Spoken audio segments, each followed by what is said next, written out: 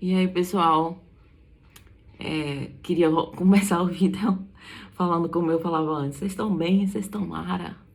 Mas eu sei que a situação tá um pouco mais grave e todo mundo fica meio preocupado, né? Então, eu não vou começar o vídeo assim. Mas, enfim, vamos lá. Ontem eu fiz uma postagem e muitas pessoas vieram falar comigo. E eu percebi que talvez fosse necessário falar um pouco mais sobre esse assunto. Espero que eu consiga, né? Porque são tantas informações, esse assunto é tão grande que fica um pouco difícil de falar, porque eu não quero ser tão longa. Mas vamos lá. Pra quem não viu e pra relembrar as pessoas que viram, enfim.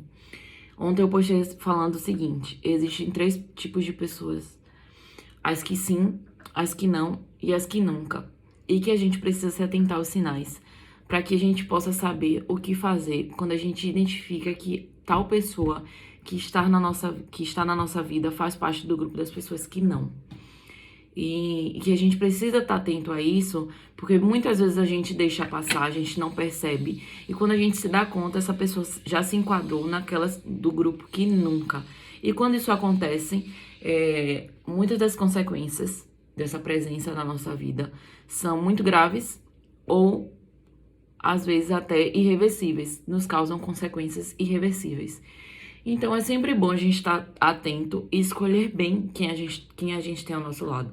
Porque se você convive com uma pessoa que reclama muito, automaticamente você vai ser uma pessoa reclamando. Se você está ao lado de pessoas que são gratas, que exalam gratidão, automaticamente você vai estar assim. Tem uma passagem na Bíblia, em Provérbios, que eu me apeguei muito, que fala basicamente que a gente não deve andar com pessoas que se iram facilmente ou que vivem reclamando da vida, porque automaticamente a gente vai seguir os mesmos passos. Então, a gente precisa se atentar a todos os sinais que as pessoas dão. Eu falo isso, mas eu pego isso muito pra mim também. Porque eu sou aquela pessoa que acredita muito no outro. Eu acredito muito nas pessoas.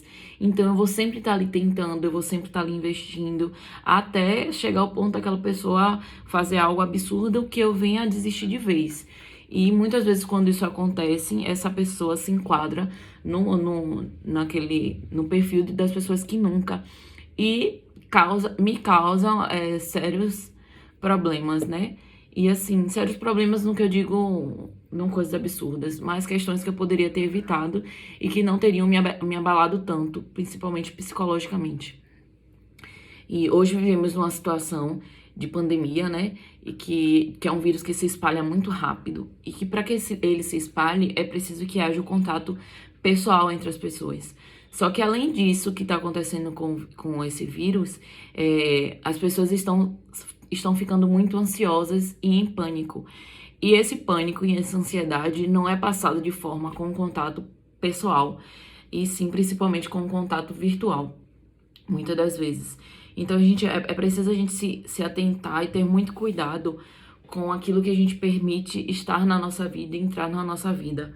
Porque existem muitas pessoas que nos causam esse mal por questões não tão graves quanto uma pandemia e que muitas vezes a gente não percebe.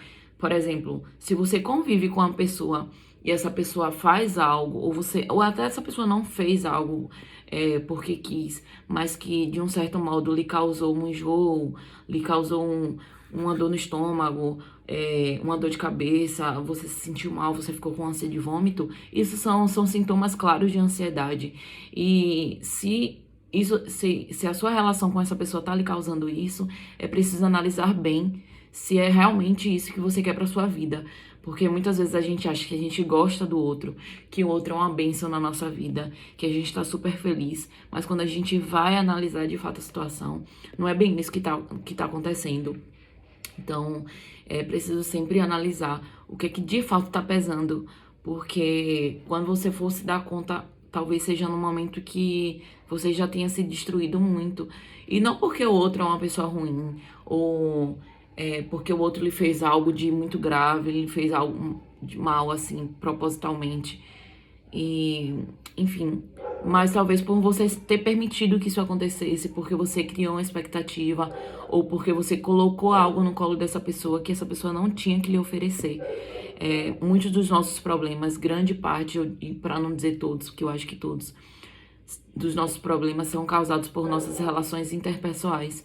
Todos os nossos problemas, tudo que a gente depende do outro. Então, todos os nossos problemas vão ser causados por qualquer tipo de relacionamento que a gente tenha, porque a gente precisa ter contato com o outro. Então, a gente precisa analisar sempre o que é que tá nos proporcionando coisas boas e o que tá nos adoecendo. Que a gente possa aproveitar esse momento de quarentena para refletir, analisar, readequar, redefinir coisas, tudo aquilo que faz parte da nossa vida, seja reenquadrando as pessoas, recolocando elas no lugar que elas devem estar, seja no grupo das pessoas que sim, seja no grupo das pessoas que não, seja no grupo das pessoas que nunca. E que a gente, mesmo que a gente precise para isso ser taxados como egoísta, porque eu mesmo me vi nessa situação. Eu sei muito bem quem eu sou, eu sei do meu valor, e eu conquistei isso através de um processo que não foi de um dia nem 2 dias, mas um processo que foi que foi no meu tempo. Eu não vou nem dizer o tempo, mas foi o meu tempo, o tempo que eu precisava. E eu me vi passando por uma situação que até há pouco tempo agora, nesse ano ainda, que uma pessoa chegou pra mim e disse: "Você pensa tanto em você, você é muito egoísta." E aí eu parei e fiz assim: nossa, talvez eu esteja sendo um pouco egoísta também, priorizando o meu bem-estar ou sei lá o quê. E depois eu percebi que nada mais essa pessoa estava tentando me ludibriar e criar um personagem sobre mim. E que no final das contas eu tava certa em estar agindo daquela forma. Porque se eu não tivesse me cuidado, a consequência que essa pessoa teve na minha vida ia me causar danos muito graves, principalmente para uma pessoa que sofre de ansiedade, que é o meu caso. Então, se você é uma pessoa que tá vivendo isso, que tá vivendo uma relação, independente de qual seja, se seja namoro, se seja uma amizade, analise bem o que é que o outro tá passando pra você.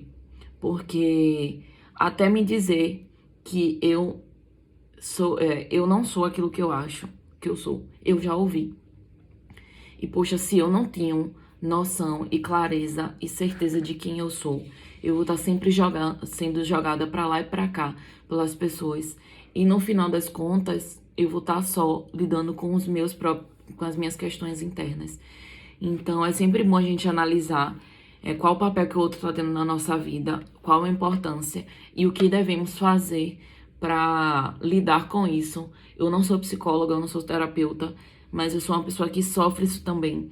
Então, eu acho que é muito mais fácil a gente falar das dores no qual a gente passou, não em forma de curar o outro, mas de forma para falar ao outro que tudo bem você estar passando por isso, porque outras pessoas também passam. E cabe cada um analisar como deve fazer para fugir dessa situação e para melhorar isso. Então, estamos passando por um momento de crise e eu percebi que, por mais que eu tenha alguns passos, alguns rituais que me ajudam nessa questão da ansiedade, lidar com a ansiedade, esse bombardeio de notícias de informação estavam me deixando muito tristes. E aí, ao invés de eu estar resguardada para me proteger o próximo do contágio do vírus, eu estava resguardada, mas eu poderia adoecer por outra questão, que era essa questão da ansiedade. E essa ansiedade não acontece somente nesse momento de crise por uma pandemia, mas por diversas questões que acontecem no nosso dia a dia. Então, cabe cada um de nós analisar esses sinais que o outro passa. E às vezes, gente, deixa eu falar uma coisa aqui. Não é que o outro seja ruim, não é que o outro esteja fazendo algo para nos atingir. Às vezes é só uma fase e que essa pessoa não deva estar na nossa vida.